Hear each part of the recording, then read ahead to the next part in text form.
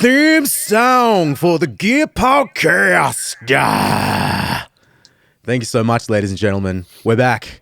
Episode number 17. Josh Kennedy. Or is it number 18? Oh, is it number 8? Yeah, I think we're off one, aren't we? It could be either, Troy, but I'm very, very pleased to be here. And we are very pleased to be here with our second guest of all time. No, our third guest of all time. Number 3. But the very first guest we have ever had from Hollywood. Ladies and gentlemen, Mr. Charles Scott of Bad Robot. Thank you for joining us. I'm pleased to be part of the unholy trinity of guests. And an unholy trinity it is. It's just it's mostly been amps and speakers, so you got to bring something else to the table completely, if that's okay. I will do my best. Do you want to maybe just tell people sort of what you do and who you are and et cetera, et cetera? Yeah, I'm like a music nerd. I've worn a bunch of different hats sort of here within Bad Robot over the years, but generally sort of divide my time between doing like music supervision, which is, finding music and licensing music for shows and or films and stuff. And then doing some composing, sometimes, producing songs that we'll use. And I also do some, I played in bands and produced records and stuff out, in my sort of previous life before getting into the TV and film world. And I still try to do, that whenever possible. And I just try to spend as much time making noises with guitars as possible. There's not as much opportunity for that as I'd like generally, and especially in scoring and stuff like that. But if there's any chance to use a guitar to make some noise instead of using a sampler, that's sort of like my MO. I love that you use the phrase guitar noises, because I always try to describe what I do on the internet as I just make guitar noises, which normally involves like stuff that sounds like a Van Halen riff. That's one type of guitar noise, but the guitar noises you make span quite a broad spectrum. What got you into? So before you were at Bad Robot, what got you into what you're into? Which to me, obviously, a lot of what you do would revolve around, say, like more traditional guitar sounds, but also the kind of textural stuff that you do a lot. What was your first taste of that? What got you into that stuff? How did you learn how to do that, basically? Yeah, well, I played in bands for a long time, but it was also sort of always the default engineer person in the band, and built a studio in the basement of my dad's house with ADATs back in the early in the 90s. ADATs. And like had the stack of ADATs and the Mackie desk with the time sync that worked on occasion. Was this 1996? Yeah, right around then, 95, 96. Yeah. Yeah. And and then we then moved into New York, and we had a couple spaces where we had, and this is sort of pre Pro Tools, Digio 1 era. So, there was no cheap Pro Tools yet. So we were recording on 2-inch tape still, and Digital Performer. And, I've just always been obsessed with audio, gadgets and stuff. And then, and effects were sort of, obviously a big part of that. And I did some time playing, on the road, like as a sideman for different bands, playing guitar and stuff. But a lot of the times it wasn't like really chops playing. It was sort of more like, I was always most interested in, like Andy Summers and Johnny Marr and, those guys and like stuff. Like a more textural sort of sound design sort of thing, yeah. It was sort of it took, like, I briefly went to Berklee College of Music and was, surrounded by serious chops, jazz and fusion guys. And I was just not tracking that at all at that time. It took me a bunch of years to sort of get into that music, later, and really develop an ear for that stuff. Not that I can play it. Well, you have a Floyd Rose on your lap right now, so you've seen the light. Yeah. It took me a while to really come. My first guitar ever was like an Ibanez, an RG 570. Yep, I got one of those. In the like sort of salmon metallic flake, basically the official guitar of this podcast. Yeah. Then. Okay, yeah. And it's been a long, lap to come back to and really embrace the locking tremolo. Yep. Basically, that's been my life's quest. Yeah. And this is the circle of life. Yeah. And I know I got into working on amps and stuff too, and the last few years, especially that sort of got me through COVID. Basically, was making my first few tube amps to just sort of like, Awesome. I don't know, find a more dangerous way to interact with electronics and possibly, lethal voltages. I was going to say, because that was one thing that immediately stood out to me watching the video you did with Josh was, here's a Dumble style amp that I made and I was like, hang on, like this is what's the backstory with that one? I want to leap straight into that as well. The deep end of the nerd pool. Actually, strangely enough, Josh was really the guy that kind of kicked this all off for me. I met him a few years before that video, and he came and visited Bad Robot, and we were just talking about all sorts of stuff. And I literally, as he was leaving, I was like embarrassingly, I was sort of like, I've got this pedal that I broke. I plugged in, an 18-volt power supply into it by mistake, and now it just whines. Like, is that something like that's fixable? He's like, you can do that. You just need to get this chip. It sockets in. Just take the thing apart, plug it in here. Send me a picture. I'll show you what to do. And I followed his instructions, and I fixed my little. It was a clone of a Klon pedal that I had that I really liked, but it like brought it back from the dead, and it was like, that was basically. And then I don't know, 6 months later, after watching, do you know this guy Uncle Doug on YouTube? Yeah. So basically, you just like every morning in the car, listen to all his like fundamentals on resistors and capacitors and power supplies and transformers, and tried to puzzle through the schematic of a JCM 800. I'm not kidding. I did this 2 weeks ago. Like, oh, no way. No, like seriously, JCM 800 schematic and the Uncle Doug videos, because they are a really good resource for, I'm not dumbing it down, but explaining it in a way that makes sense to guitar players, I guess. Because anything that gets too technical, I just tune out for. I feel like I don't want to go learn all this other stuff to just understand this one thing. Right. But his video is really great for that. So yeah, it's like I don't need to know the Maxwell's equations in order to bias my preamp he's so good. And that was really sort of, that was kind of the gateway. And then, just started with like fixing little things. And actually I had bought a JCM 800, like the reissue 100-watt head. And it had like a loud hum, and I had like a, suspicion that it was like filter supply caps. And I'm like, okay, this is going to be my first, thing. And then that, so anyway, that was the ramp up to building the Dumble clone, which was, I don't think I will ever do again. That was like, it's just way more, the JCM 800 makes sense to me, or like, like a 1987 or something like that. But all the switches and then the relays and all that stuff that's in the Dumble is like, it's a lot to, I get it sort of barely working, and then something would blow up, and then and excuse me. Yeah, I haven't looked at those. I haven't looked at the guts of those before. I'm sort of the same, like a JCM 800 or like a early Fender sort of thing. It feels clear, but switching and relays and whatnot. I mean, because we spoke to Jason from Headfirst Amps, who also is an amazing resource for fixing and putting amps together. But I think it was because he was talking about his amp that he designed. There's a lot of like channel switching and diode clipping and all that sort of stuff that he's put on switches, like and it's all MIDI controllable as well.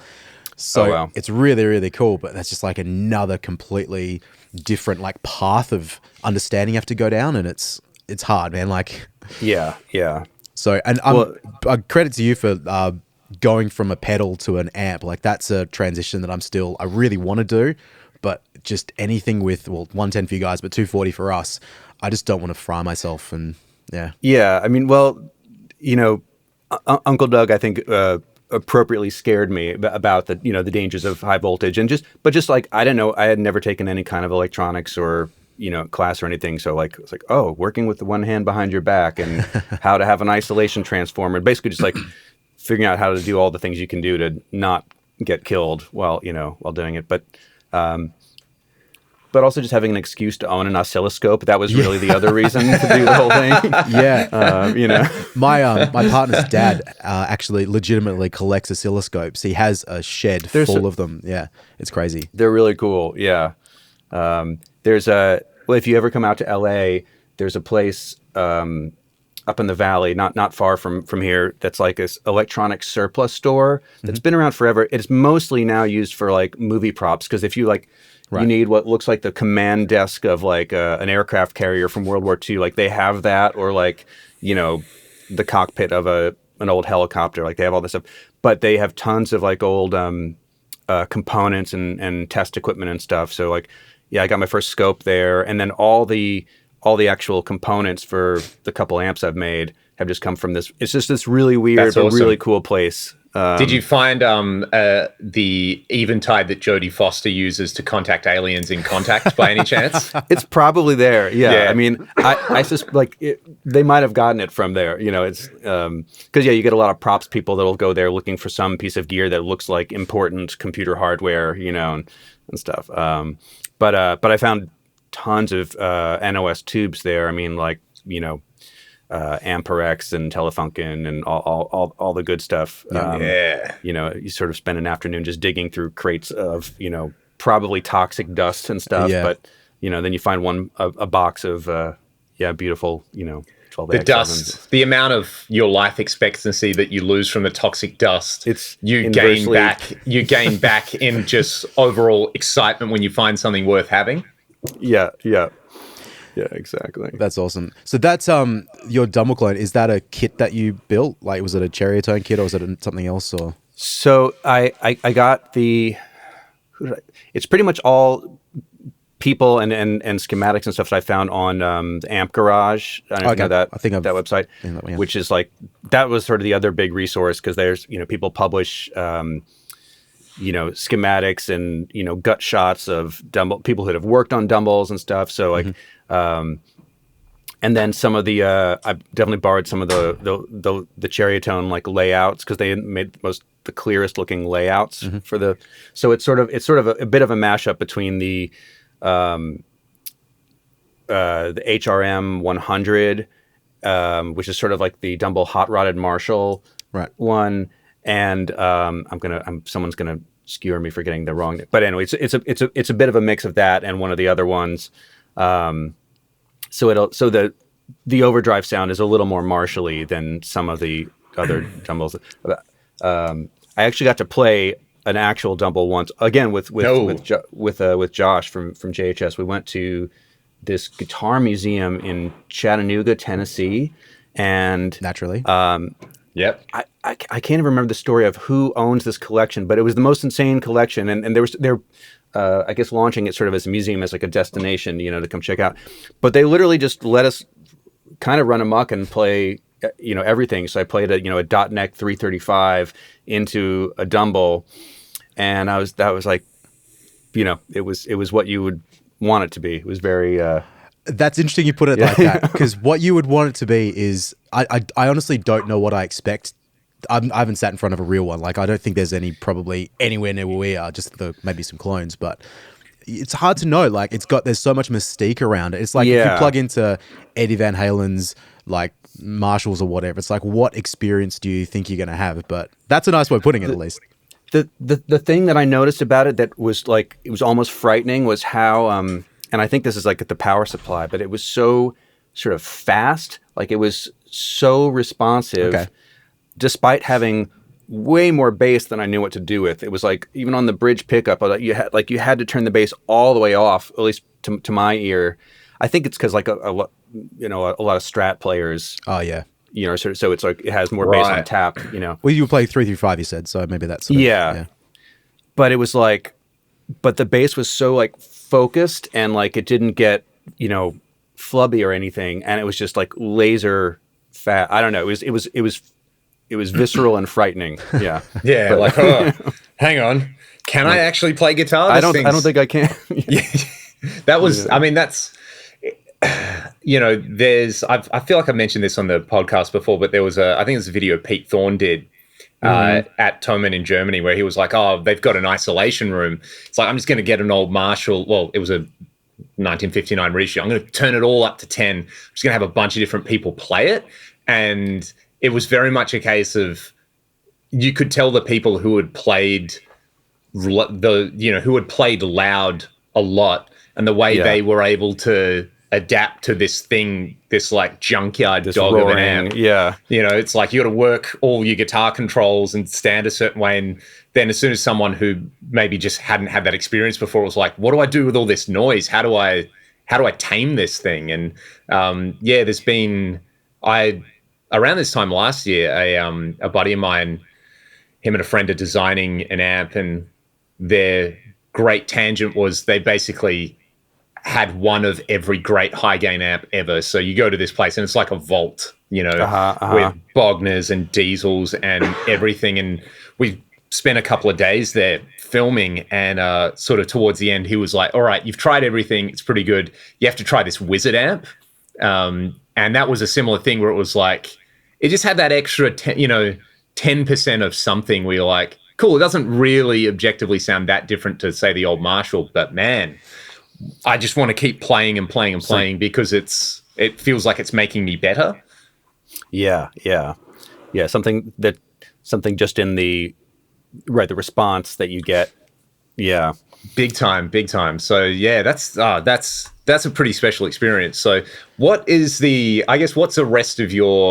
bread and butter in your setup? Aside from that, you've got like, do you have a couple of guitars that are your go-tos or a guitar? Yeah. I was going to I don't know if I can swing the camera around here and maybe show a couple things. This Friedman, which it looks sort of white on camera. It's actually sort of like a kind of a shell pink over sunburst. They're such cool looking guitars, man. Yeah. There's one in Perth, I believe, one of those guitars. But it's a special one for sure. Now we're talking. I see the main box with the blue buttons on it. That's our favorite. Oh yeah, the official. Go on.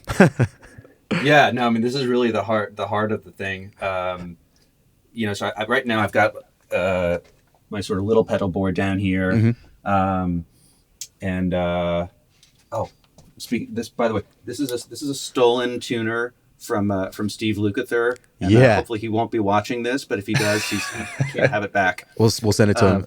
That's how he gets that sound. Like, yeah, that's where the tone comes from. Yep. So we got this little pedal board with the GT1000, which honestly I'm mostly using right now as a tuner, but and the switch on and off like 2 effects loops. So I have like sort of the drives in one loop, and then this JHS vibrato in the other loop, which I run in parallel, so it sounds more like a chorus. Nice. And is that the Andy Timmons JHS, that red box on there?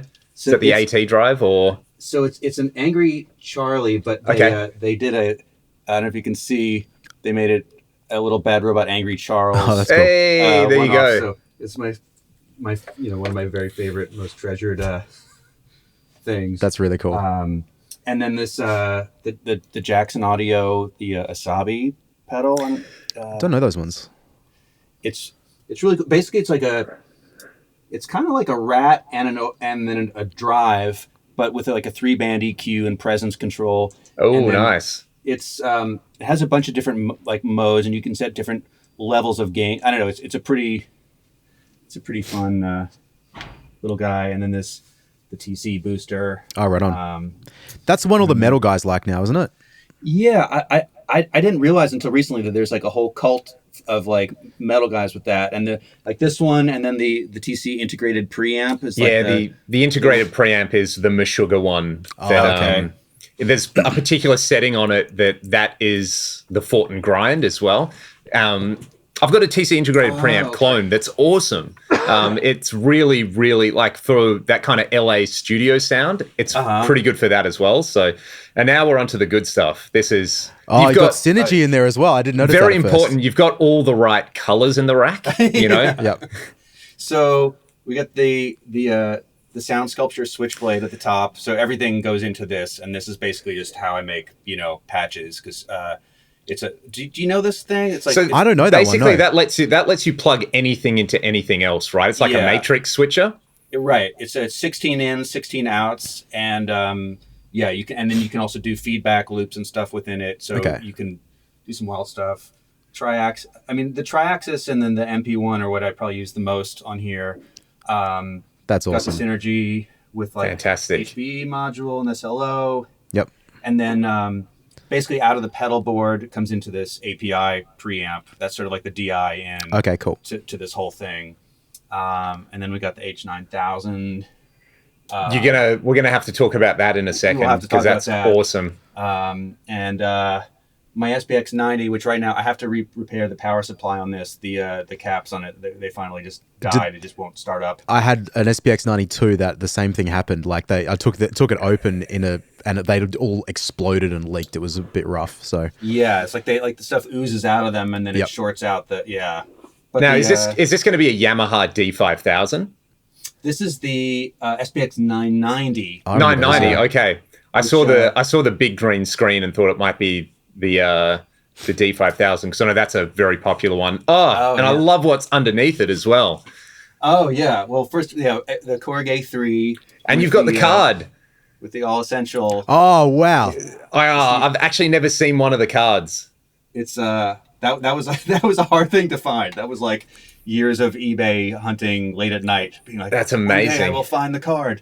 And then SDE 1000. Beautiful. And then GCX switcher there's a few pedals in the rack down here. Like there's a Mutron 3, Maestro phase shifter. And then in the back. Is that one of the new ones or one of the OGs? These are both OGs, yeah. And then there's a 76 Dynacomp back there somewhere. Oh man. So that's like the shelf of funk, right? Yeah. It's like the Jerry Garcia meets Bootsy Collins shelf, basically. Oh man, that's amazing. And then just the Torpedo Live for IRs and stuff. Mm-hmm. Yep. Either coming out of the preamps or if you want to run the head. If you're running out of the head, it can load it down as well. Awesome. That is a thing of great beauty, Charles. I 100% sign off on that rack. That's all the bases covered. Can I ask a couple of questions really quick? Please. Oh, firstly, because you just swung past, are they ATCs? Oh, yeah. So we're... you have to pardon my camera work here. So we got the ATCs. Awesome. Which we've had for a couple of years now. They are... they're amazing, but like they're sort of amazing in how kind of like almost understated they are. Like they're really big and they can get really loud, but they have like zero hype kind of. Right. And I don't know, like I spent a lot of time just like playing around with the position in the room to where like when you do the car test, it's like, does that sort of sound like where, and so now they're sort of fixed and they can never be, I can't touch them, Yeah, I get you. I like aesthetically, in my mind's eye, when I think of a Hollywood studio, that's what I expect monitors to look like. There's something so like they just, the aesthetic of them carries a particular weight to it. You know what I mean? Where it's like, as you said, it's well, and like the Dumble thing. It's like it's everything you could want from it. Well, and there's, and we, do a fair amount of playing back stuff in here to picture where, you want to hear the sound design at that level where it's really it's moving some air and stuff. And I had a pair of Barefoots on loan for a while before, but I just found that I could, for whatever reason, and like I know tons of people that mix on them, I couldn't get a mix out of them. Just I must have an inverse, curve to my hearing or something. But I'm yet to hear those too. There's a couple of people around that have them, like locally, but I haven't been in those studios to check them out. And so ATCs are the same. Like I haven't been able to experience it. I've just got some Focal twins, which I like. I've had those for a few years, and they're cool. Oh yeah. But man, I go through these phases where I got to fix something else. Like 2 months ago, I definitely need new studio monitors, and then the month after that, I definitely need to fix all the room acoustics. So I'm just, taking measurements every 3 seconds, and it's just everything's a new battle. But it never ends. No, but I'm glad you've settled on the ATC. As I said, I'd love to hear them one day. Hopefully, I'll find someone locally that's got a pair, and or someone will just bring him in. Because I don't know how much you know about the state we're in, like in terms of the physical state of Western Australia. It's not that big. There's how many million people have we got in the state? Like 3, 4, Western 5 million? My favorite statistic about Western Australia is it is 5 times the size of Texas, and we have about 2 million people. Yep. Wow. Okay. Most of which live in one city. Yeah. If you drive from where we are, and geographically as well, you probably know this, but it's if you imagine the map of the United States and where you are in LA, we're basically the same in Perth. Like right. In terms of the map of Australia. But if you drive literally 24 hours east, you still won't hit a capital city. That's how far away we are from everything. So you can That's drive. pretty cool though. Yeah, it's cool, but there's like some awesome stuff around. You know, we get some really cool gear and people bring stuff in, but there just isn't this abundance of like the really, really cool shit that you see on like Gearspace or wherever like that you continually read about. So that's what I geek out. You know, we're spoiled for choice, certainly with gear out here, and especially even like used gear. I mean, there's so much stuff around, and there's like there's still a few good places to go for secondhand stuff here. Excuse me. A lot of places didn't survive the pandemic. Like, well, in the Mesa Boogie store in Hollywood closed. Is that right? Which was, really? Heartbreaking. Yeah, because that was actually like the last cool guitar shop like in Hollywood, where it's like they carried really cool stuff, but everyone was really nice and not like salesman-y and stuff. I remember going there you and I went there. Hey, Troy. Yeah, the we first went time we went to the States.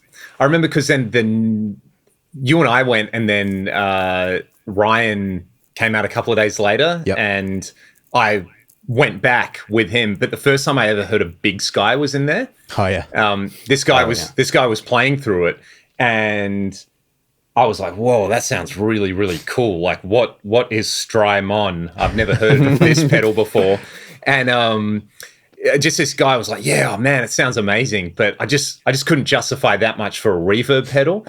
And now, the Big Sky is kind of almost like it's too obvious in the reverb pedal market. Like 10 or so years later, it's like there's just been this explosion of really, really awesome stuff. So it's kind of interesting to me to see that you're still using the rack, in a kind of setup like that, when I guess you could have. I imagine it's because you like the sound, but do you find there's a specific difference in the workflow between pedals and racks? Well, it's funny because actually was watching your videos was what got me interested in the Axe effects initially. There you go. And I had a 2, and then now I have a 3, which used to live in the studio here, but now really ever since the pandemic has been at home, because that was just sort of like I can play through a tiny little pair of monitors anytime, or headphones, and just always it's what you've got shrunk into a box, essentially. Yeah. But I did find, like, if I was like working on something in the studio, I just like playing with the Axe effects so much, and I just sort of get lost in like tweak, land, and be like, I've perfected this parametric EQ notch filter thing, and then but 2 hours have gone by, and I have and you have work to do. Like, kind of in the same way, where like with virtual synths or samplers, where you can get preset paralysis, or just I'm going to make the sound from scratch, but then that turns into a many hour odyssey, and something about like having a hardware synthesizer around that has just fewer choices, which I know it's ironic to say that the rack full of stuff has fewer choices, but in a way it's sort of like there's a few things it does well that I can get to easily, and I want a clean sort of chorusy sound. I'm going to do all right, the ADA, and then I'm going to put on the the dual detune on the H9000, and there I go, and turn on the compressor pedal. Yeah. And it's less, also just like less looking at computer screens, or at least traditional computer screens. Yeah. So on the H9000, what are you mainly using that for? Because it is a very powerful machine.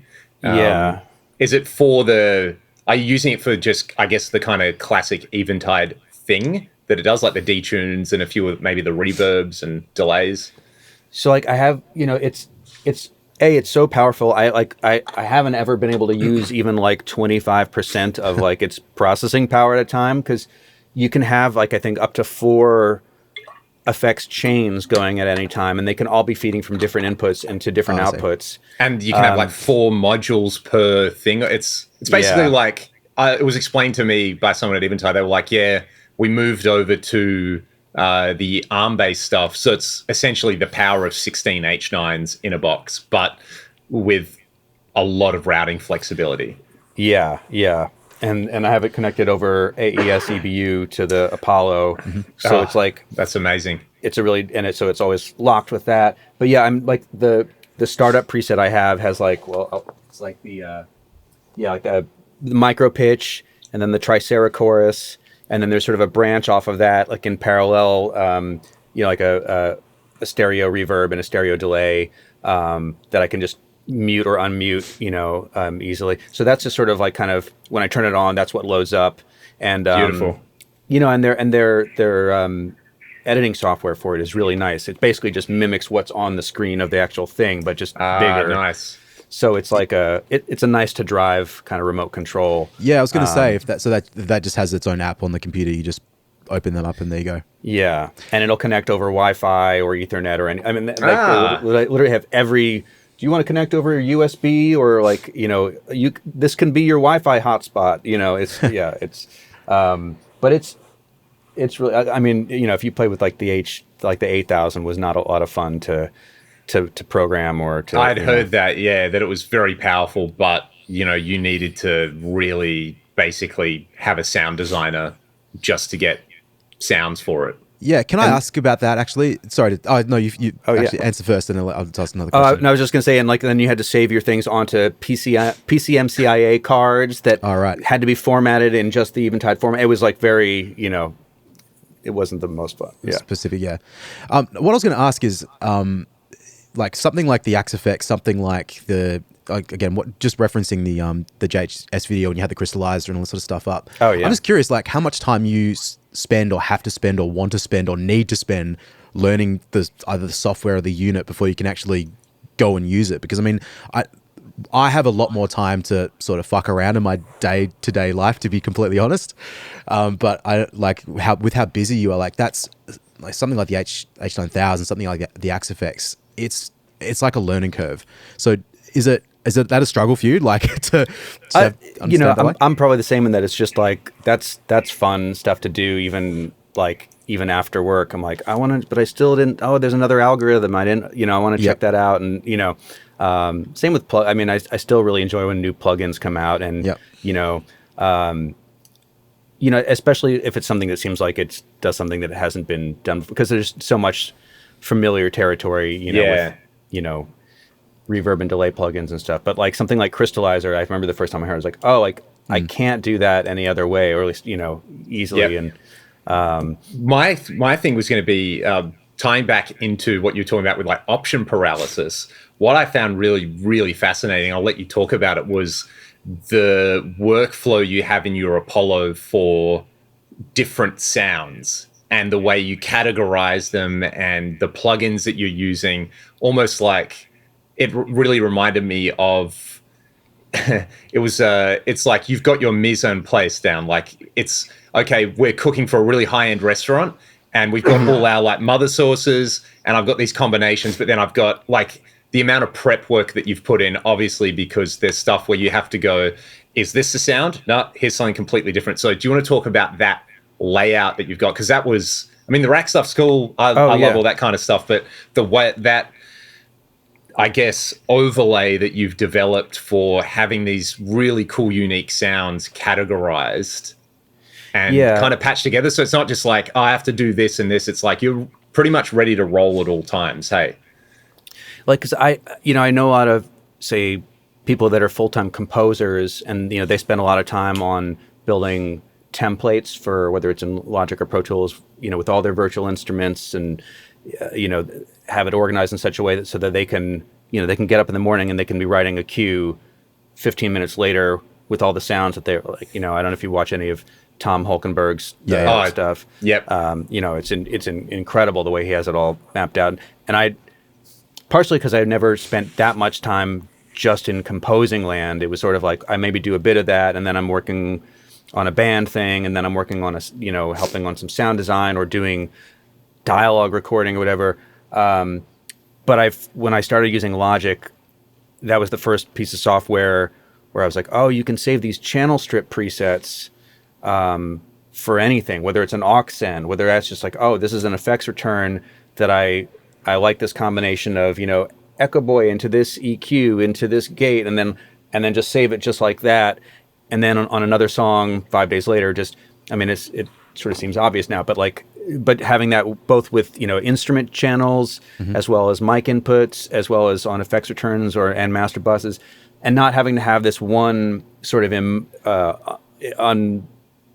inflexible template that loads up, but just being able to, grab the sort of the bits and pieces. Like if I'm working on a guitar thing, I save that cool reverb telly sound from the other day. I'll just load that up and it's right there, instead of starting totally from scratch. And so I started to do that just any time I wind up with a sound that I like in a mix, it's just, okay, just save that as a preset, and it's usually broken down into instruments, types of instruments or types of effects sends or mastering buses and things like that. Yep.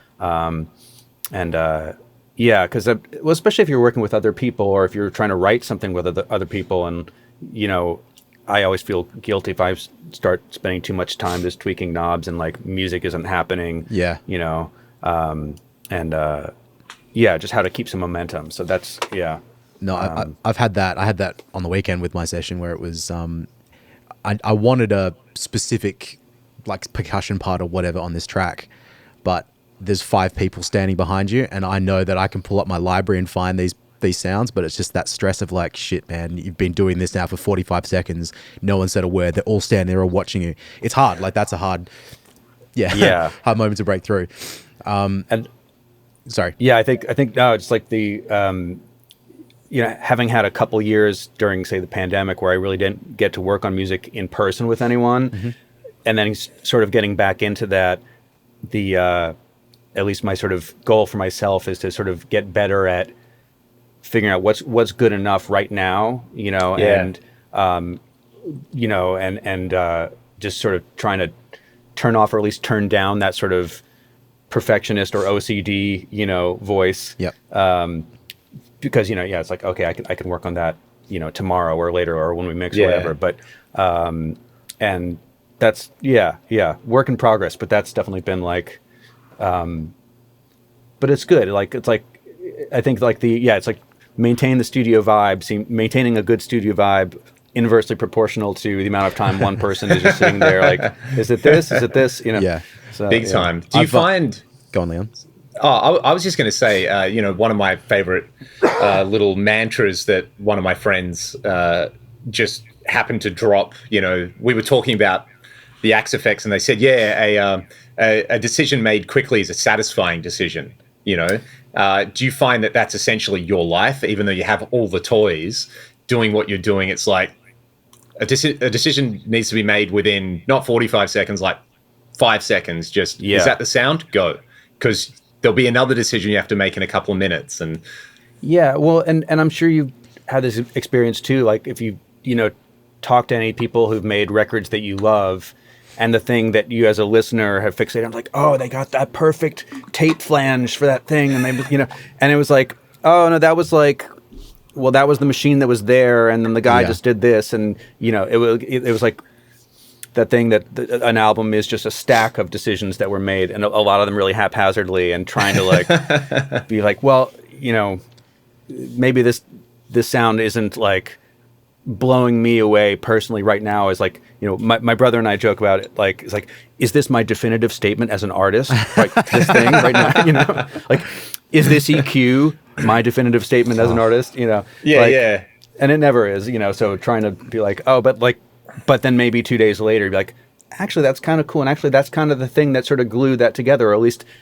by not getting stuck on that, I was able to move on to the next thing, and really crack the next thing open. So it's almost like I have this thing, and I say this to some of my students sometimes, because like artistry is really, really mythologized, because, especially say for myself and Troy, growing up in Perth, the middle of nowhere, you're not anywhere adjacent to where the culture you consume emanates from. And Australia, especially in the late 70s and throughout the 80s as well, you know, sort of, I guess, had this sort of like homegrown culture, you know, like Australian rock music and post-punk and then Australian film. It was sort of like doing its own thing. It was like having its coming of age.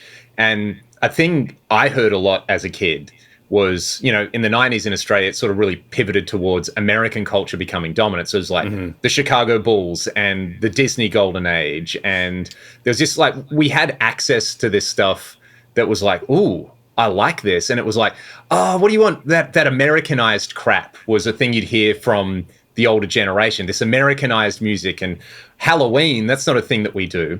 But then what happened was we heard that through our childhood. It only made us want it more. And then around the time we were maybe like 18, 20, it was sort of like going, like actually physically going to the United States became really accessible. There were direct flights out of Sydney. It was affordable. The dollar was good. You know, growing up early 2000s, the dollar was so bad that it was like to buy a single Mesa Boogie amplifier was like over 5,000 Australian dollars. Yeah. You know, so it just wasn't accessible. And then for us, it's like we just happened to be in this like, oh, we can go there and stuff is kind of cheap. And suddenly we're adjacent to all the stuff that's happening. And all these, my long point is that it's this sort of mythology you build up in your head about like how stuff is done. It's just not done like that at all. You know, like you said, It's like a bunch of haphazard decisions and, you know, it kind of worked and people liked it. But to us, it was like, they're there and they're in Hollywood. And, you know, when they turn that Eventide micro pitch on, I was going to put a thing in this. It's saying that call ends in 10 minutes. Maybe we'll jump back in. Oh yeah, we could. That's cool. Sure. Yeah. I'll just pick up my train of thought. You know, that perfect sound just exists and someone went on this hero's journey to find it. When in reality, you're just hanging out and trying to keep the vibe going. So yeah, that's fascinating. Right. And maybe like 3 a.m. when you finally get to that part, like, oh, we need another effect for this thing right now. Oh, what do you got? How about this? Can I go home now? You know, like a lot, like there's a lot of those midnight or 2 a.m. decisions at the end of a long, you know, slog or whatever. But then somehow, I don't know, sometimes that's like because they're less agonized over, like maybe there is a, you know, an intuitive.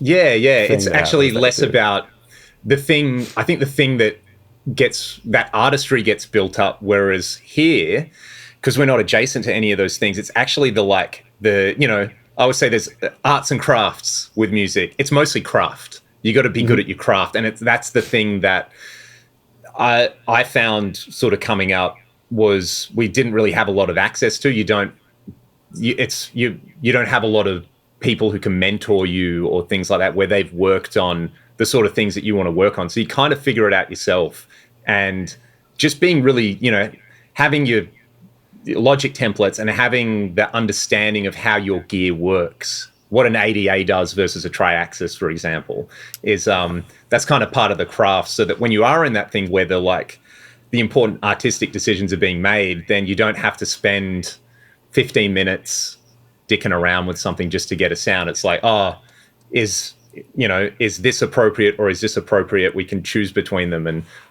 that's something that I personally find really fascinating in the creative process is the time that you spend out of the heat of battle is right. Equally as important as when you're in the heat of battle, because the heat of battle is mostly like, as you said, just all right, this is getting on a bit. Well, yeah, and it's like, you know, I remember watching it was this documentary. I guess it was a documentary on the Police right around the time when they were recording, I think, Ghost in the Machine. It's like Jules Holland like interviews them like wherever they were, I think but I think Andy Summers was talking about how basically Sting was never without a guitar, like from the moment they saw him in the morning till at night, and it wasn't like I think he was just obsessed, you know, and like and yeah, I you know, certainly find that with like whether it's people like that do sound design here or songwriters, whatever. But like when it's they just have that involvement 24 hours a day with the thing, then the actual doing the job part of it it's not even like a transition for them. It's just this continuation of like, oh, well, we Interesting. happen to be recording right now, or I don't know. Yeah. It's like a muscle memory thing, isn't it? It's just like it's just Yeah. part of your. It's like breathing. I just want to go back to the rack really quick because Sure. I'm a real nerd for signal flow. Yeah. So can I just ask for when you're using that? So obviously starting at the guitar, can you just explain how the signal gets through your rack? Yeah, I'll do. I'll grab the camera and do a little. Sure, yeah, if you like. Sorry, I should have got visual you to do that. flow chart. So, well, I've got two boards here, but I'll go through the rack one first. But basically, we start. We got sort of our input and output here on the board, but it goes. We got the gate, and then we've got the booster, which mostly I use to just dial out a little bass and as just a nice buffer. EQ, again, usually cutting bass on if it's like darker sounding humbuckers, and then into the GT1000, which is the expensive tuner. Yep. Screw you, Steve. Look at this tune is better. I sometimes compare sound of the different tuners just to see which one sounds better. Yeah. Yeah, and then we got the TS10 in the loop, and then these guys, and then anyway, so it goes out of the board up to this API preamp, which then goes straight into the Switchblade, which is the Matrix Awesome. switcher. So that's coming out at what is it, line level into that? Yeah. Okay. Yeah, and Interesting. this isn't really set up as like a live rig where everything sort of instantaneously switches and I have levels matched between patches. It's sort of more like, can I quickly dial something in? So sometimes I will have to, depending on if I've got a really hot signal coming out of a drive pedal, I may back off the gain a little bit on the preamp. Let's just sort of use it as a trim control. Yep. But yeah, then from the switcher, it can really go anywhere. Like the preset I have right now is this, and I'll play it in a second, but it's basically going from the preamp, from the API into the ADA, into the MP1, which is pretty clean, and then that's feeding into the Torpedo Live, and I was gonna say one of my favorite presets on there has the LTTV cabs. I'm not worthy. That's awesome. They get a lot of use, yeah, and then that goes to the H9000. Very nice. That's this preset, and right now it's just got like the Tricera chorus and the detune hall reverb and the filtered ping pong delay. Yep. And then it goes out AES EBU from that into the Apollo. Yeah. So like once the signal gets to the matrix switcher, I don't have to unplug anything, so I could just as long as the synergy's turned on, I can just internally route it to that. Yeah. So you could also you could do crazy parallel routings, like send it to the synergy and the tri-axis, one left and one right, and then all kinds of crazy stuff like that. Yeah. How do you drive the switcher? Is that through software? Or is that on the unit itself? So I do have a foot switch. Okay. The Voodoo Lab like ground control, but it's actually really easy to program just with a little keypad on the front, because it's basically you just sort of select an input and then a destination, and then you say how much do you want to route to this. So you can say API awesome. preamp to tri-axis 100%, and then it's really easy to build pretty complex patches. That's cool. They That have you like can do a percentage. That's really cool. For if you're doing parallel stuff and whatnot. Yeah, and you can you can insert another, like if you had an EQ that you liked, you could insert that into the feedback loop from a delay and blend it. Like some pretty crazy stuff. Yeah. I first saw it on Chris Squire from Yes had it in his bass rig, and I was like, "What is that thing?" And then is that made for guitar or is that made for studio? It's made for guitar. Like they make mostly guitar devices, but it just seems like you could. I feel like I'm only sort of scratching the surface of what you could really do with it, and because you can drive it with, you can do stuff with SMPTE as well. Oh, right. And MIDI timecode. So it's a pretty it's a pretty dense device, but it's not easy to get up and just running, and it's it makes wiring the rack a lot easier too, because it just sort of everything just goes, inputs and outputs to this one box, and then I'll just that is nice. That is very, very nice. That's really cool. Yeah, I said I'm just a nerd for signal flow and a nerd for racks. I won't do the tour, but yeah, I've got a stack of heads over in the corner. I think I've got about 7 heads I've got about 9 heads here at the moment. Can you pivot the camera? Can we see? Oh yeah, I can. Or- If you want to check it out. Yeah. So can you see that? Oh yeah. And then Keep going, because there's... Troy, you've changed it a bit. So there's some yucky tissues there. Where's Dr. the Z. where's the mighty ADA rack? Some of the things aren't mine. The Dr. Z, unfortunately, is not mine.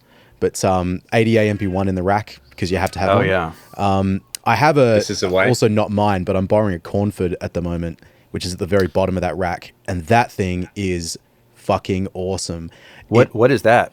The Cornford, it's they're like Victory now, I think. But okay. it was I might put this camera down if that's okay, because I don't have a lot of length on it and I might drop it. But yeah, I can talk through all that stuff.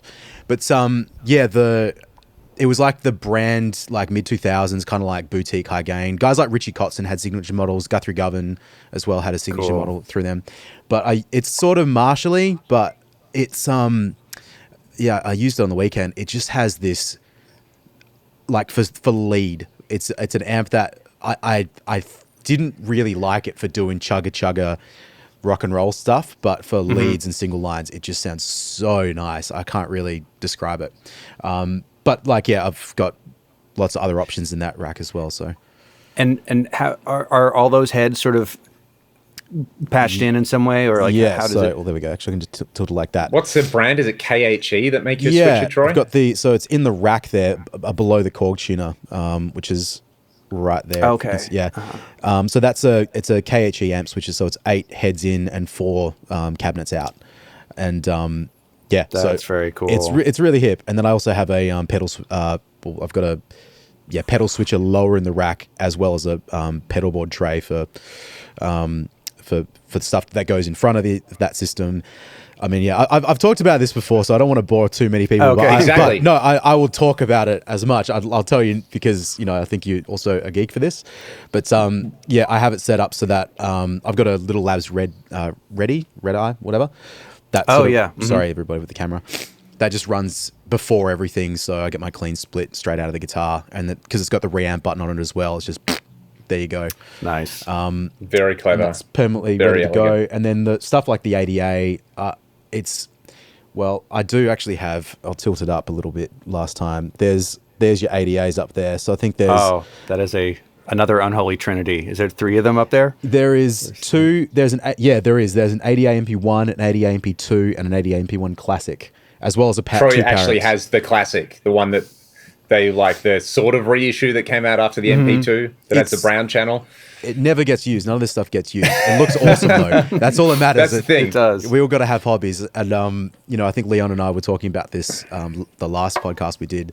I just have a real thing about like 80s Ibanez guitars and like the RGs and stuff, because it just makes me feel happy. I don't love playing them anymore, but they look so cool. So it's just The collector within cries out in joy. yeah, pretty much. Well, and they're just like a wonderful moment in time of industrial design of a sort. Yeah, and yeah. I just think they're beautiful. Yeah. yeah, They could be a prop in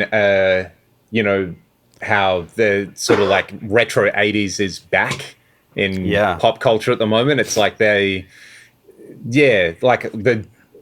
is my RG? Oh, it's over there. It's as you said, the color selection, the lines on them, they're a moment in time, perfectly crystallized, aren't they? Yep.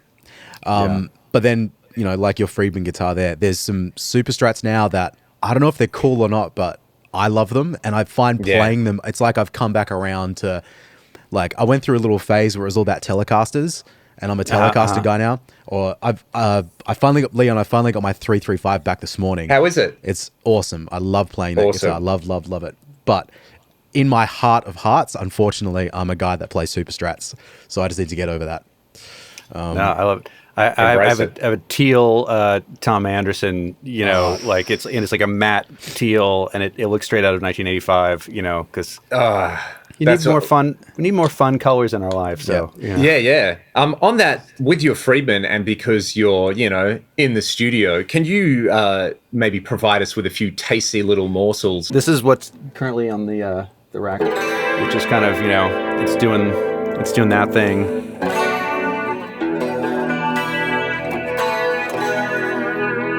I was practicing the Bryan Adams riff before. Yeah, Run to You. Oh man, that's the tone. I'll sing it, man. In fact, I got to start playing that at gigs. So this is like Dynacomp into the ADA, which is like clean, and then the rest of it's and then the Torpedo, and then H9000 for all the good modulation. Oh man, stuff. play that riff again for me. That just makes me very happy to hear.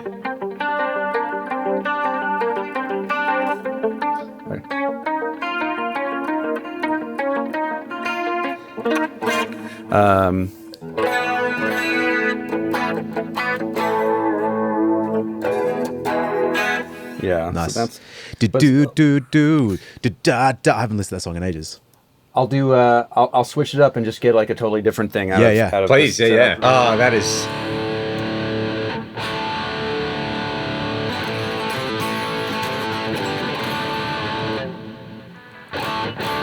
So is that the Triaxis?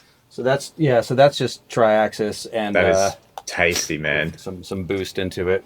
Yep. But I don't know what to do here. I'm suddenly feeling on the spot. Oh, look, we can hear it. That's all that matters. When a song comes to you, just play from the heart. No, I'm kidding. Okay. All right. But no, it's if there's any riffage that you want to demonstrate, then by all means. So, in terms of like control at this point, so if you're going to use the H9, like you just walk over and like flick through some presets, or would you do all that stuff via the software right now, or? Yeah. So if I normally I'll have the software remote up on the screen, and then because if I'm in Logic, I can just tab over to that, and that's, yeah. It's just faster than just because you have to use sort of the directional buttons on the actual unit itself. But it's not. I mean, it's not bad to do. Like if I actually am working on a patch on the rack, sometimes it's just sort of stand at the rack and program. Yeah. It's like the big refrigerator. No, but the remote control is really good for you can save presets, and then you can save them locally, and then you can save them off to the machine. Oh, nice. That's cool. And then so you use that. Same with with the Torpedo Live. Like their remote is pretty. It's pretty good. Yep. But I'm always looking for excuses to get up from the computer keyboard. So I think that's like half of the appeal of the rack, anyways. Like I'm not just like music is not a spreadsheet, for like 5 minutes. Like it's not just looking at a grid on the. Yeah. Are you way of putting it? Well, I mean, it's the same for the stuff behind you, right? Like, are you often actually getting up with the studio gear, or is that set up for permanent stuff, or? Well, I'm always tracking through, preamps and compressors, and trying to get as much sort of tone going into the front end as possible. Yep. Just like sort of commit to sounds as much as I can. And then like I will print mixes a lot of time through the Curve Bender EQ, because that thing sounds gorgeous. And there's a pair of distressors down there too, which I'll bust drums out to those a lot because. Well, yes, I'm with you on the pair of. Oh yeah. Maybe it's a little hard to say there. My rack's a little small at the moment, but I had a whole rack of outboard reverbs and delays that I just never, unfortunately, could work out how to get them in the signal chain effectively. So I just ditched them. Most for mixing, not for playing guitar. But that's really cool. You're on Logic predominantly, you said. Yeah. I've been, I do a fair amount of stuff in Pro Tools when it's sort of more in the post production side of things. But as far as actually any kind of writing or recording like music, like Logic's my thing. I work. I've spent some time in Ableton, like working with people where it's more geared towards electronic music, but I can't comp vocals in Ableton. I don't know. That seems to be still an area where it hasn't really. Yeah. Doing really quick, like just swipe comping multiple takes in Logic is so fast, and and as well as like doing the flex time and all that stuff. I'm just so used to it in Logic. No, I get you. I mean, like, I'm the same. I'm a Pro Tools guy. I've just been on that for like close to 20 years now, and I'm very quick on that. And it's that thing of like, it's all muscle memory, and the point of which brain and computer operate is pretty much on the same wavelength. Logic, I really like operating that for like music creation stuff, but I haven't had to mess with the editing side of it too much. So if it's quick or not, I'm not sort of too certain. Yeah. But definitely, yeah, Ableton, the times I've used it to sit and like write something, even though it is obviously very electronic, it's loop based and repetitive and stuff, it's still really cool and quick. Oh yeah, I feel like it's only, you know, at least for me, it would be there's like just a few key features that I've sort of tried to do in Ableton that I can't do as, you know, you can do everything in any, you know, DAW, but I think, yeah, especially like the way the automation works in Logic works the way that I sort of think about it, I guess, you know, and the way comping works and stuff. Although I've discovered a couple bugs in the latest update of Logic that sort of wrecked my automation workflow. So I know. Yeah. I don't know if you've ever experienced this where you've written some automation onto a track and you want to just scale it up. You know, you just want to sort of trim that automation up or down. Yep. Well, I discovered the other day that now if I trim up or down, as soon as one of the automation points hits either the top or the bottom, it stops. So you can't. I see what you mean. It doesn't like just squish the top. Push it. Yeah, you can't do that anymore, and that's either a new bug or a new feature depending on who you ask at Apple. Yeah. Are you in? Well, I mean, being Logic, maybe not so much, but are you in amongst all the Stream Decks and that sort of stuff with your workflow and SoundFlow and all that stuff? No, I don't even really know what that is. Okay, well, that's maybe a discussion for other times. It's just well, I mean, in a nutshell, SoundFlow is it's just like a macro system. A lot of shortcuts and stuff. It's mostly designed for Pro Tools, but you can use it with Cubase and Logic and everything really. But there's some stuff that, well, I mean, the Stream Deck is itself. I've got two of them here, but I should be able to lift one up. It's just like all these buttons will change depending on what you press. So if I want, you know, I'm now showing my lighting stuff with the Philips Hue. And yeah, any of those buttons can be whatever you want, and then you can make them control Pro Tools to do whatever you want. So I've got a bunch of stuff that with the press of one button, all of my drum tracks, for example, will color code to pink, send to a drum bus. That's cool. Do all the routing. It's just like pretty. Yeah, when you were showing me that, I was like, this is stuff that, you know, 20 years ago you might have imagined and been like, oh, imagine if it was that easy. But we're kind of at the point where if you want it, you can have it. Yeah, it's the sort of thing that if you've got an assistant, then that's what maybe they would do, and it'd be awesome. But if I've had people do assist me with stuff too, and that's really like helpful for them, helpful for me. But then I don't know if you've found this too, but it's like you just know the thing you want to do, and it's really not that hard. You just can't be fucked doing it. So rather get someone to do it, maybe I'll just do it myself. I'll just like, you know, power through it. So yeah, the routing thing, getting sessions set up, I know at least it's going to be exactly the way that I do it. And it's also in that category of like with tube amps, you know, like there's a bit of JavaScript programming stuff. If you want to go nuts with it, you can learn that. And so sorry, you go. For what you do with it, like how involved was setting it up for the first time you use it to build those macros and stuff? There's a lot of really easy parts in it where like some of the macros, if you I've got to come because I got to ask you another question. But if you work to how this is set up within the Stream Decks or within the macros, it's really just a case of like learning where the shortcuts are, and it's quick, really, really quick.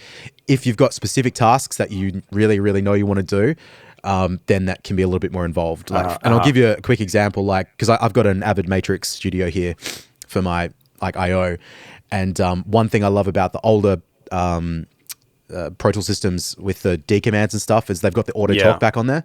It's my absolute favorite thing.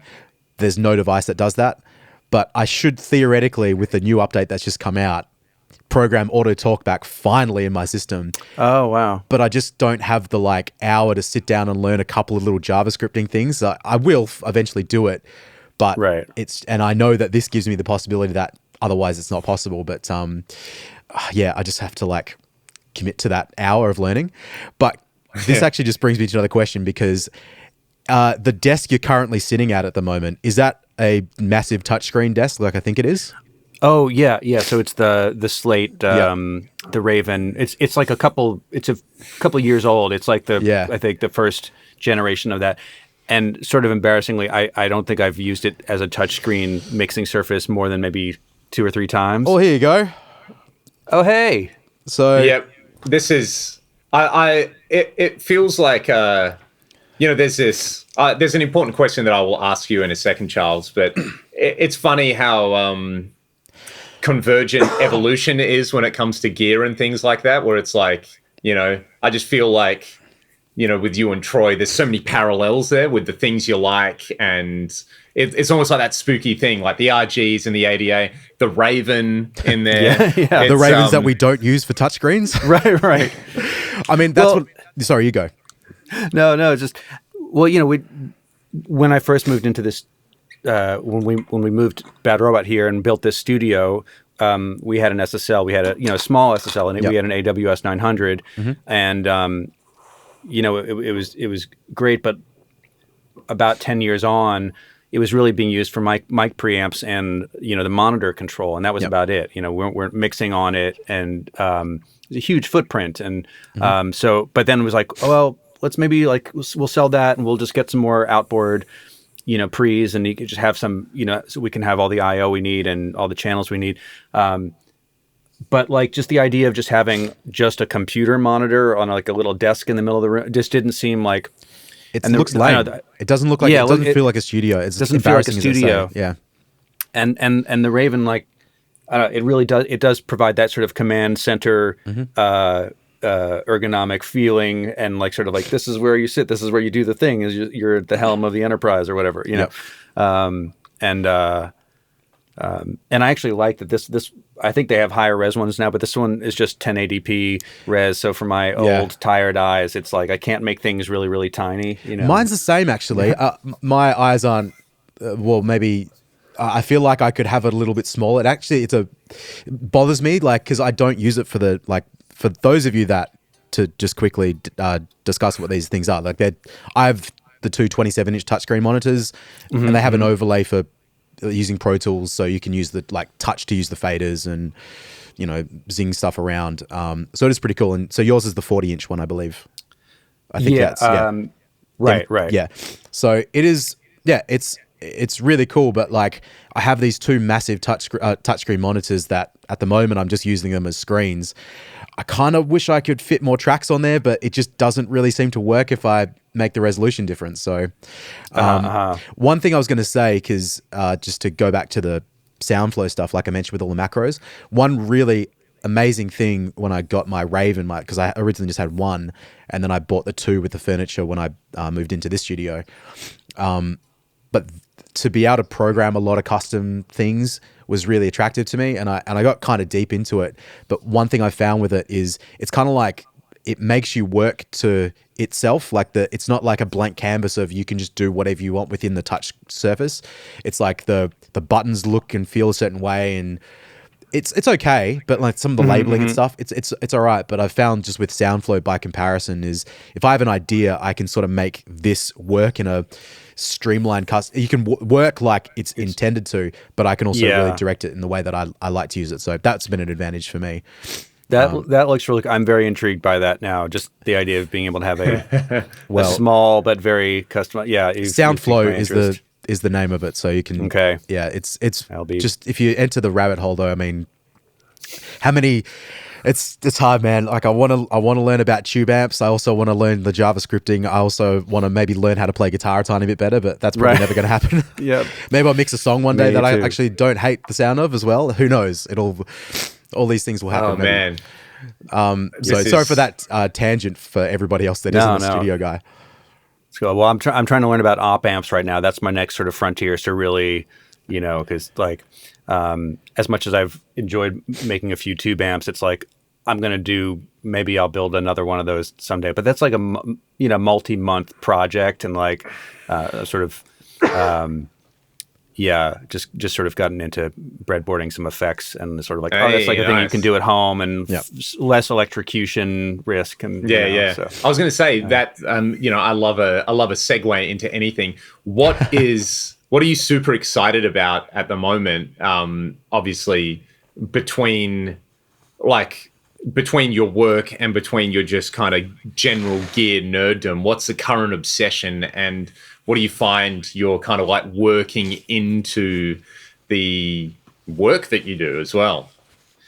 Yeah, this is a good question. Well, I've honestly been like playing more just like heavy rhythm guitar than I have in about 20 years, just because of just some music I've been working on with my partner, and just getting to play like heavy chugga stuff, and like just having a reason to really dial in those kinds of tones, and then just sort of going down the rabbit hole of like, all right, well, what pedals, what boost is going to work best with with this Marshall, and or that, like that's been, because I think I'd been really on like more into like modulation effects and stuff like that for a long time, and now I'm sort of like, I'm like ultimate gain with the ultimate tight low end, but not too like just like and that's sort of been feeding. What have you found then? Like, what's tickling the fancy? Is there a specific pedal or?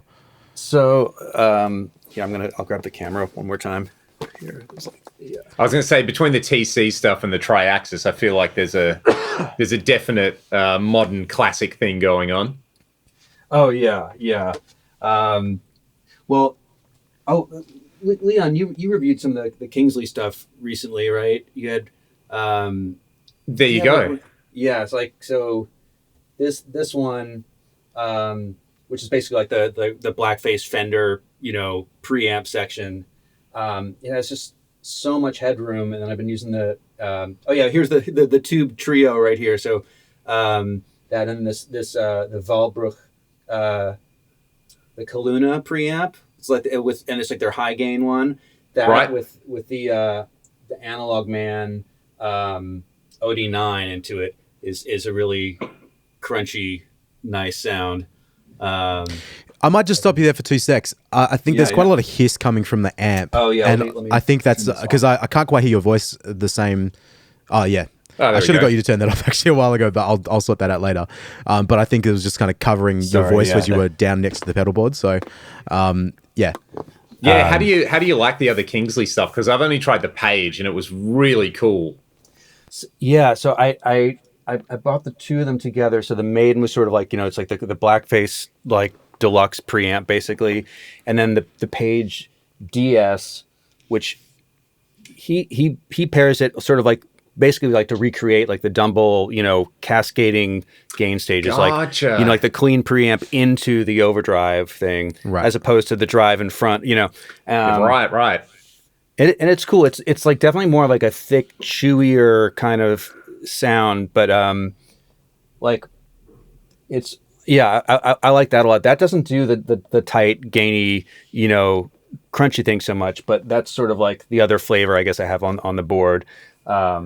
But that Kaluna overdrive, that tube overdrive, that thing sounds fantastic, and the EQ has a huge range to it. So it's almost like a tube metal zone. Yeah, kind of. It doesn't get that high gain. It's more like I don't know. It's like more like I don't know, kind of just a hot rodded Marshall kind of thing, and then the tube screamer into it. Sounds really good. That's amazing. How many? Important question. How many tubes do you have on your pedal board? So I think there's 4 tubes on the one board, and now, so it needs 2. It needs like 2 power supplies under the board. Yes. It's I don't know. But I'm going to figure out if I can squeeze 2 more on somehow, like maybe like a tube driven tremolo or something like that. To like, who's the company that does they do like everything's tube driven? Effectrode, right? Effectrode, yeah, and they have like a tube Univibe. Yes, and the trem, and that's got 3 tubes on just so nice. Yeah, that would do the trick, I think. So, what power supplies have you got under there? That's a really nerdy question, but I don't know how to pronounce it. That Chiox or you got one of those, hey Leon? I think it's Chocks. Chocks, But yeah. I could be wrong. I always think just like a box of Chockies. They're so good. Yeah, They're yeah. so flexible. And like super quiet, and they're really you can stick it like anywhere. Yeah, Yeah. Those And are they're really sort cool. of modular. I guess similar. What does Strymon do? The OJ or OJ? Ojai? They're really Ojai, small. yeah. Ojai. Yeah. Yep. Do you are you ever using amps for the high gain stuff? I will not so much like on the preamp side. Like I have a JCM 800 head here, which I'll plug into the return, like the Triaxis into the return of that or something. Yep. I find that at least the ones that I have are a little too noisy, like get too squealy in the room, Gotcha. So Yeah, on that actually, I was just going to ask. So, firstly, are you you're just using the Torpedo for cabs? Like, do you mic amps or anything in your studio?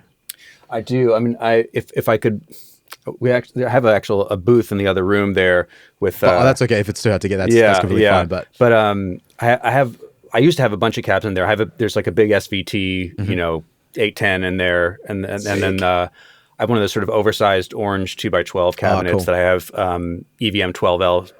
Nice speakers in. Oh man, we like EVs here, so Yeah, and then I've got a Fender Twin with the JBL D120s, and it's like an early '70s one in there. Yep. So that's like, if it's actually like a band thing or something I want to put on, on somebody's record, we'll mic up stuff in there. When it's just being by myself, it's usually using the IRs a lot now. Yeah, awesome. And I just very quick to follow up, like how loud do you find you're playing when you're jamming out in the room? Are you blasting stuff or are you being sensible? Okay. I try to play honestly like as loud as possible usually because at least if it's especially if it's through an amp, because that's just sort of when it's fun, and it doesn't bother anyone else. So like I'm down the hall from some editors and stuff, but this room is it's pretty well isolated. Yep. So I can, like, I've dimed 100-watt head in there plenty of times, and it's and it's fine, and it's really exciting. So it truly is a dream job where you can do that. Oh no, having lived in apartment based recording studios where we tried to build an ISA booth or speaker box, it's very lovely to be able to. So how many people are on the team at the moment? The entire Bad Robot team. Gosh, I think we're 50-something people, across television and film, and podcasting now, and then all of the facilities here and stuff. So it's like a big little company, kind of. Yeah. Do you find it still has it's still 50 people isn't small, I know, but it's like that sounds like there's still reasonable that you could at least know everybody in the company on a first name basis and have a family vibe. Yeah, very, very much. And there's a lot of people that've been, around for a long time, and we all have lunch together and stuff. And it's a good place. And I hope you guys will get out to LA sometime, before too long, and pay us a visit. And oh man, absolutely love to. I'll be there right now. No, I'm kidding. But last time I came over was 2019 for NAMM, which is my first time checking NAMM out, and that was fun. But we've got some friends that sort of, still live out that way, and be great to come by one time, check it out. So I have family in the States, so I'm obligated to come regularly anyway. Yeah. So next time we do it, we will definitely have to come through, because that sounds like too much fun to pass on. Oh yeah. While we have a couple of minutes, was there anything else you wanted to mention, or any fun anecdotes or cool things? I'm trying to think if there was.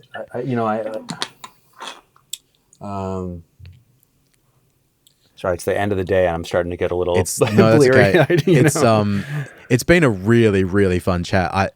Legitimately, I could keep doing this for hours, but it's late. And I have a better question. This is the absolute seal the deal question. Okay. Is what's your favorite King's X album? This is where I've only sort of recently been kind of turned on to King's X, so I don't have an answer yet for that question. That's okay. Hey, look, you've made the start. Like every journey starts with a single step. So yeah, that's the best news I've heard all day. Because it came into my head. You mentioned Chris Squire's rig, and a couple of years ago, I interviewed Doug for my friend's like rock webzine. He was like, "Hey man, if you're ever in LA, like, you know, let's hang out." And I was like, "Yeah, whatever, Doug Pinnick, that'll never happen." And we were there on tour, and we were like, let's just send Doug Pinnick, my favorite singer bass player of all time, a message. And he was like, "Cool man, you're free tonight, I'll come and pick you guys up." So we hung out with him, and I was like, how did you learn to do the bass thing that you do? And he was like, just Chris Squire, you know. I saw him using a Marshall and a bass amp, so I was like, I'll just do that, you know. So well, that's why I had to get a 70s Marshall Super Bass, was so I could have it play in parallel with SVT and run the Rickenbacker through it. Yeah, he's my hero. Yeah, totally. Well, him and Steve Howe, like, really, like, that's sort of the okay. Well, my other question is, like, what's your favorite Yes album then? Impossible. Well, I'll probably have to say Tales from Topographic Oceans. So you're a true, but true prog nerd. I appreciate this. And basically anything 72 to 76, though. So it's like, you know, it's like close to the, Fragile, close to the edge, Topographic, Relayer, and Going for the One. That sort of period is like, it's because I haven't listened to it for a little while now, but Relayer is like, that was one of the first albums where I was like, hang on, I think I like the sound of clean guitar with reverb and time bass effect. Like, it was one of those, you know, there's a lot of volume swell stuff, and very it's like that emergent, you can see that, because, you know, they were like a state of the art band. Like, everybody, I got onto them because a lot of the bands that I liked from the 80s, it was like, you know, you hear Steve Lukather talk, he's like, we went to see Yes, and they were just everyone in the band was the best at their instrument. So we were like, well, that's the standard. So and you can hear like that, you know, the textural stuff they did and the musicianship, and you can see how it would have been so influential for so many people. Well, and Relayer is such a weird sounding record. I mean, I absolutely love it, but it's just like the actual production. It's such a because it was done on a mobile rig before mobile rigs were really a thing. Like Eddie offered, like, cut up a console into 3, you know, road cases, and they did it at Chris Squire's house in the basement. They tracked all the drums. I love all the Echoplex guitar, like the Telly through the Echoplex, the Group Master. Yeah, such a sick sound. Oh man, I feel like that'll be, you know, with the way pedals are at the moment. Like, I remember, you know, where everything was a tape. It was a digital delay trying to replicate tape, and then they did every version of the Echoplex and the Space Echo, and then I think it was like we hit peak tape delay when Strymon did the Volante, and they were like, it's an Echo Rec. This is what everyone's been asking for. Yeah. I remember being like, what's that? And someone was like, Pink Floyd. It's like, okay. And now we've got digital recreations of earlier digital delays, like the Dig. I love the Dig too. The Boss SDE, and actually I just filmed a video with those two, like, side by side. Have you tried the Eventide Rose? No, I haven't played through that one. Because I didn't get it. Like, I got it and liked it as a standard delay, and there's all these like reverse and half speed functions, and it's one of these things where I was reading about the Lexicon PCM42 and like sound designy stuff people were doing with it, and the Primetime as well. And I was kind of reading about why people liked it, and I was like, it was one of those things where I was like, I've got the Rose, like, I should try that, and it immediately made sense. There was this whole like genre of like, you know, just time stretching and weird, you know, pre doing it on a computer kind of stuff, which a whole bunch of sounds suddenly made sense. So yeah, for that kind of thing, it's really, I mean, the Sound Toys like Primetime plugin can do all that kind of stuff anyway, so you probably don't need it, but it's a really fun having that hands-on, like pressing buttons, and it just keeps going and filtering and modulating, and you can get really strange textures out of it. Are you guys Pat Metheny fans at all? I'm not really personally. Okay. Yeah. It's in the guilty pleasure thing for me. I go through phases where I'm like, this is the worst thing I've ever heard in my life, and other times where I'm like, no, this is great. No, I've been in that phase for the last 35 years of my life. Okay. But no, I'm kidding. Eventually, you'll just his early tone, like his live tone, like on there's a live record called Travels from like '82, but he was playing through the two acoustic 410 amplifiers. Oh, the brand acoustic, yep. Yeah, and he had two PCM 41 or 42s, but like, just with like, it's like one was like 12 milliseconds, one is like 24 milliseconds with a little modulation on them, and it's this 3D tone that's, I don't know, it's still there's a great piece of slang in Australia when anything's like really good in the way it makes you go like, oh, this is just huge sounding. It's bunter. So that to me that would be a bunter kind of tone. Yes. The definition of bunter is a dual rectifier. That's the bunterest bunt you can get. But I have to ask you though, what qualifies someone specifically as a grease merchant? Grease merchant. Yeah. Okay. I think this is just a term I've been using, and I probably picked it up. This is where I got introduced to the idea of grease being a thing for guitar tone. My dad has a Roland VG8, and he got it when it came out. So I would have been 7 or 8 when this thing came out. And I still have this memory of him being like, my dad still calls me Buds. So it'd be like, Buds, come and check this out. And he picks up his guitar and he starts playing, and it sounds like a saxophone. And my brain couldn't process what was happening. And he's playing this like melody on guitar, and it sounds like a saxophone. I was like, well, is my brain broken or what's happening? He's like, oh, check this thing out. Like, you can do anything on it, pickup simulation. And when I got into playing guitar, he had like a guitar that he built just to have a GK on it.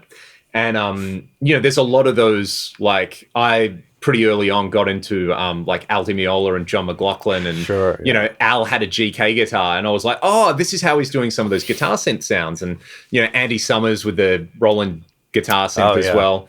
There's all those sounds in there, and I just remember there's a patch on there, and it was like called Grease Floats to the Top or something. And the next one on there is called Luca Lead, and I was like, who's what? Like these and I love the sound of them. I was like, this is what I want guitar to sound like.